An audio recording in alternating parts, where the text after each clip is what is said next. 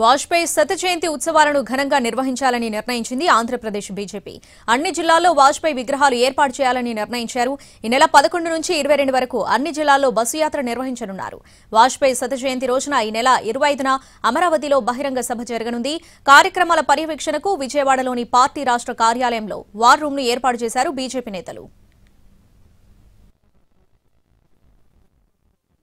December 11వ తారీఖు ఉదయం ధర్మవరంలో ఈ యొక్క యాత్ర ప్రారంభమవుతుంది.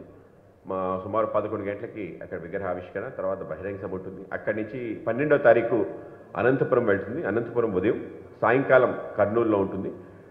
13వ తారీఖు ఇది నంద్యాల వెళ్తుంది. 13 ఉదయం నంద్యాల, సాయంకాలం కడపలో ఉంటుంది. 14వ తారీఖు అది రాజంపేట వెళ్తుంది. రాజంపేట నుంచి ఉదయం రాజంపేట, సాయంకాలం తిరుపతిలో ఉంటుంది.